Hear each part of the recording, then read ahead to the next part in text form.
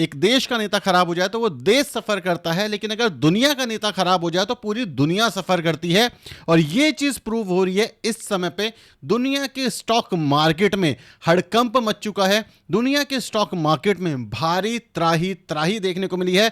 दुनिया के stock market में आपको ब्लड बाथ देखने को मिल रहा है। और एक बार फिर इसके पीछे जो मेन कारण निकल के आ रहा है वो निकल के आ रहा है डोनाल्ड ट्रंप। और हो सकता है कि जो मंडे की मार्केट है वहां पर इंडियन स्टॉक मार्केट भी मेजर क्रैश के साथ खुले।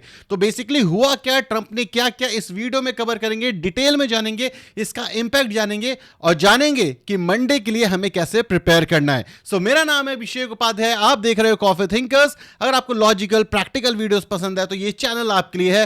प्लीज इसको सब्सक्राइब कर देना और पुराने हो तो लाइक कर देना। शुरू करते हैं वीडियो। अगर आप देखोगे तो जो डोनाल्ड ट्रंप है वो हमेशा की तरह एक बार फिर चाइना के ऊपर प्रहार कर रहा है। 100% टैरिफ चाइना के ऊपर लगा दिया है डोनाल्ड ट्रंप ने। और जैसे ये टैरिफ अनाउंस होता है आप देख सकते हो जो यूएस की मार्केट है वहां पे त्राही त्राही चालू हो गई। चाहे यूरोप मार्केट देखो, चाहे आप एशियाई मार्केट देखो, यहां पर एक मेजर गिरावट हुई है। आज की डेट के अंदर जो हमारी मार्केट है वो पूरी तरीके से क्लोज है, तो इसी वजह से हमारी मार्केट में एक मेजर इंपैक्ट देखने को नहीं मिला। लेकिन मंडे जब हमारी मार्केट खुलेगी तो हो सकता है इसका एक इंपैक्ट आपको देखने को मिले।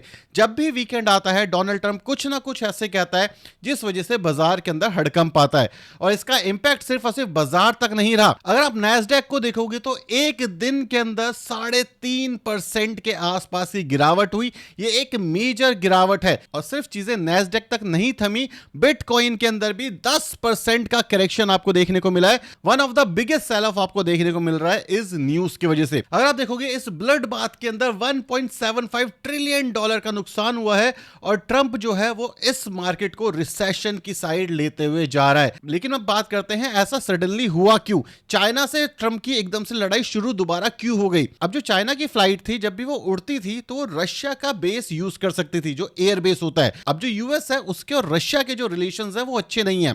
अब जो यूएस की फ्लाइट्स हैं वो उसका एयर स्पेस यूज नहीं कर सकती, जिस वजह से उनको मेन प्रॉब्लम हो रही थी, उन्हें काफी ज्यादा घूम कर आना पड़ता था। लेकिन जो चाइना है वो यूज कर रही थी। तो जो ट्रंप है वो फैल गया, वो ये कहने लग गया कि आप भी रशिया का एयर स्पेस यूज नहीं कर सकते। और ये इंपोज करने की कोशिश करी गई यूएस की साइड से चाइना को। अब चाइना ने बोला कि आपके रिलेशन खराब है तो इसका मतलब ये नहीं है कि मैं भी आपकी वजह से अपने रिलेशन खराब कर लूंगा रशिया के साथ। और यही चीज ट्रंप को पसंद नहीं आई कि जो चाइना है हमें परेशान करने की कोशिश कर रहा है। और जो यूएस है उसने डायरेक्टली इंपोज करा टैरिफ। यहीं पे चीजें खत्म नहीं होती। जो चाइना है उसने भी एक्सपोर्ट को कंट्रोल करना शुरू कर दिया है। चाइना ने भी कंट्रोल करना शुरू कर दिया रेयर अर्थ मेटल्स को। अब आप ये समझो कि जैसे इंडिया है, इंडिया के ऊपर जो यूएस है वो प्रहार करे जा रहा है, लेकिन इंडिया कभी भी उसे रिप्लाई नहीं करता। लेकिन चाइना ने क्या करा, चाइना ने डायरेक्टली यूएस की इकोनॉमी पे प्रहार कर दिया। रेयर अर्थ मिनरल जो है आज की डेट में यूएस के लिए बहुत ज्यादा इंपॉर्टेंट है। अगर आप ईवी की बात करते हो तो बैटरी बनाने में, मैन्युफैक्चरिंग में रेयर अर्थ मिनरल की जरूरत बहुत ज्यादा पड़ती है। इसी वजह से जो यूएस है वो ग्रीनलैंड के ऊपर प्रहार कर रहा है। लेकिन मजेदार बात यहां पर यह है कि जो चाइना है वो मेजर रिसोर्स होल्ड करता है रेयर अर्थ मिनरल के केस में। इसी वजह से जो यूएस है वो चाइना के ऊपर टैरिफ नहीं लगाना चाह रहा था, बिकॉज इसका एक्सेस चाइना कभी भी रोक सकता है यूएस के ऊपर। और यही चीज होता हुआ दिखा। चाइना ने बोला कि जो भी कंट्री हमसे रेयर अर्थ मिनरल इंपोर्ट कर रही है वो आगे एक्सपोर्ट नहीं कर सकती। और अगर आपको याद होगा रिसेंटली पाकिस्तान ने भी रेयर अर्थ मिनरल एक्सपोर्ट करे थे यूएस को। अब यूएस फंस चुका है क्योंकि यूएस के पास ऑयल है, उसके रिलेशन अच्छे हैं ऑयल वाली कंट्रीज के साथ। लेकिन ये जो रेयर अर्थ मिनरल है यहां पे यूएस भी बुरी तरीके से फंस चुका है। इसीलिए आप देखोगे अलग अलग देशों को कब्जाने की बात यूएस बीच बीच में करता रहता है, क्योंकि उनके पास रेयर अर्थ मिनरल सबसे ज्यादा है जो कि यूएस में नहीं है। लेकिन यहां आपका क्वेश्चन ये आना चाहिए कि भाई ये दोनों चीजें तो यूएस और चाइना के बीच में इससे दुनिया को क्या फर्क पड़ता है। चाइना दुनिया की सबसे बड़ी इकोनॉमी है जो कि एक्सपोर्ट करती है, मैन्युफैक्चर करती है। यूएस दुनिया की सबसे बड़ी इकोनॉमी है जो डॉलर होल्ड करती है, डॉलर प्रिंट करती है और डॉलर से ही ये सारे इंपोर्ट करती है। मतलब दुनिया की दो सबसे बड़ी इकोनॉमी के बीच में फाइट हो रही है। यूएस सेल्फ सफिशिएंट नहीं है, यूएस मेनली डिफेंस के अंदर सेल्फ सफिशिएंट है। अगर आप मैन्युफैक्चरिंग की बात करोगे तो यूएस के अंदर ना के बराबर ये इंडस्ट्री है जो कि मैन्युफैक्चरिंग में एक्चुअली काम करती है। सेकंड चीज, अगर आप वर्क फोर्स की भी बात करोगे तो दुनिया के जितने भी इंटेलिजेंट माइंड है हर कोई यूएस जाके काम करना पड़ता है, इसलिए जो यूएस के लोग हैं उन्हें जॉब नहीं मिल रही। अगर आप करंट लेवल पे देखोगे तो यूएस में बेसिकली प्रॉब्लम ही यही है कि जो उनके खुद के लोग हैं वो इतने काबिल नहीं है कि उन्हें जॉब मिल पाए। दूसरी चीज, जो बाहर से लोग आ रहे हैं वो पूरी पूरी इकोनॉमी को संभाल के बैठे हैं। अगर यूएस इसी तरीके से दूसरे देशों पे प्रहार करता रहा, वो सारे देश अपने इंटेलिजेंट माइंड को, जो इंटेलिजेंट माइंड एक्चुअली यूएस में काम कर रहा है, यूएस को बिल्ड कर रहा है, वो वापस बुलाने लगेंगे। जैसे अगर आप देखोगे जो चाइना है उसने भी अपने काफी सारे इंटेलिजेंट माइंड, जो बहुत ज्यादा शातिर माइंड है, उन्होंने बोला कि आप वापस चाइना आओ, हम आपको ज्यादा पैसे देंगे, आप यहीं पे काम करो। तो इसी वजह से जो यूएस है वो पूरी तरीके से डगमगा रहा है। अब जो ट्रंप है उसे पहले नोबेल पीस प्राइज चाहिए था, वो उसे नहीं मिला, तो इस वजह से ट्रंप पहले से फैला हुआ है। उसके बाद चाइना उसकी बात नहीं मान रहा, इंडिया उसकी बात नहीं मान रहा, टर्की उसकी बात नहीं मान रहा, तो इस वजह से वो हर जगह टैरिफ लगाने पे लगा हुआ है। लेकिन एक चीज जो यूएस के लोगों को भी पता है कि इंडिया से आप फार्मास्यूटिकल बंद कर सकते हो, आईटी बंद कर सकते हो, चाइना से आप मैन्युफैक्चरिंग बंद कर सकते हो, तो यूएस एक्चुअली सर्वाइव कर ही नहीं पाएगा। क्यों नहीं कर पाएगा? क्योंकि यूएस मैन्युफैक्चर नहीं करता, और इसी वजह से जो रिसेशन का खतरा है ये बढ़ता जा रहा है। और ये सारे के सारे पैरामीटर्स आपको मार्केट में प्ले होते हुए दिखे, जिस वजह से आप बिटकॉइन की बात करो, यूरोप मार्केट की बात करो, यूएस मार्केट की बात करो, हर जगह क्रैश देखने को मिला कि दो इकोनॉमी लड़ रही हैं, और इस वॉर के अंदर पूरी की पूरी जो दुनिया है वो शामिल हो जाएगी ऑटोमेटिकली। और अगर आप बात करोगे मंडे को, तो मंडे तक अगर ये चीजें सॉर्ट आउट नहीं होती तो मार्केट जब खुलेगी तो हो सकता है एक झटके से खुले और मार्केट में एक डाउन सर्किट देखने को मिले। तो इस चीज के लिए आपको डेफिनेटली तैयार रहना चाहिए। दूसरी चीज, अगर हम गोल्ड की बात करें तो गोल्ड के अंदर भी रिसेंटली एक बहुत अमेजिंग अपमूव आया और थोड़ी सी गिरावट आपको गोल्ड के अंदर देखने को मिल रही है। अगर गोल्ड के अंदर 1,20,000 22,000 के आसपास सपोर्ट मिले तो गोल्ड एक बहुत अच्छी अपॉर्चुनिटी बनने वाला है, और गोल्ड यहां से मोस्ट प्रॉब्ली 1,40,000 1,50,000 तक बहुत आसानी से जाता हुआ दिख सकता है। और यही वजह है जिस वजह से जो गोल्ड है वो लगातार बढ़ता जा रहा है। इसके बारे में मैंने कल वाली वीडियो में डिटेल में कवर करा भी था। अब एक क्वेश्चन जो ज्यादातर लोगों ने मेरे से पूछा कि क्या एआई को लेकर के बबल वाली सिचुएशन बन रही है।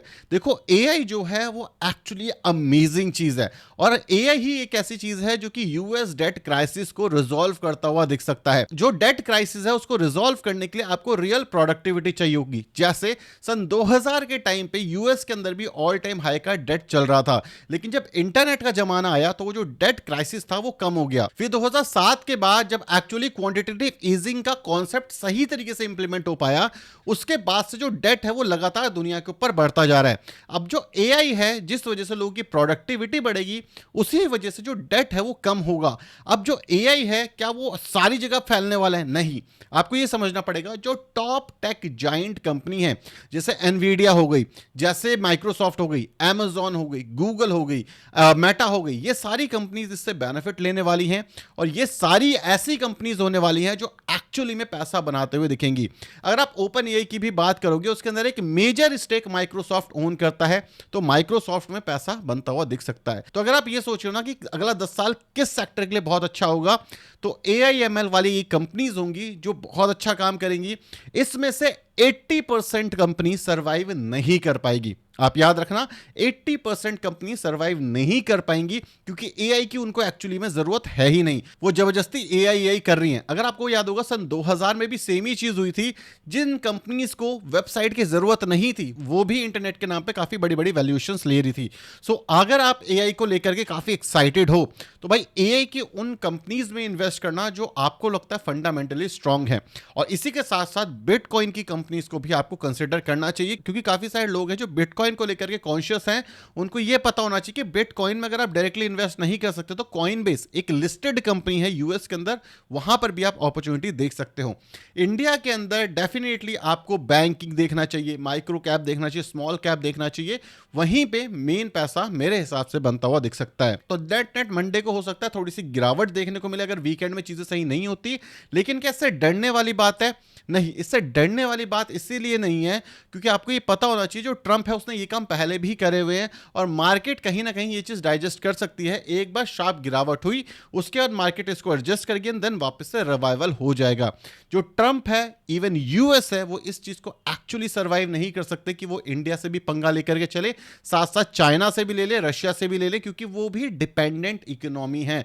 तो मोस्ट प्रोबेबली आपको यहाँ पे टाको होता हुआ दिख सकता, मतलब जो ट्रंप है वो वापस से चिकन आउट करेंगे। एक बहुत फेमस टर्म है जिसको हम टाको कहते हैं। तो आपको ये चीज समझ आनी चाहिए कि ये गिरावट अगर मंडे को होती है तो एक बहुत बड़ी अपॉर्चुनिटी हो सकती है जो एक्चुअली आपके लिए बहुत अच्छे रिटर्न्स बना सकते हैं इन अ लॉन्ग रन। लेकिन एक मस्ट चीज मैं बार बार बोलना चाहूंगा कि सिर्फ अच्छी कंपनीज में इन्वेस्ट करना।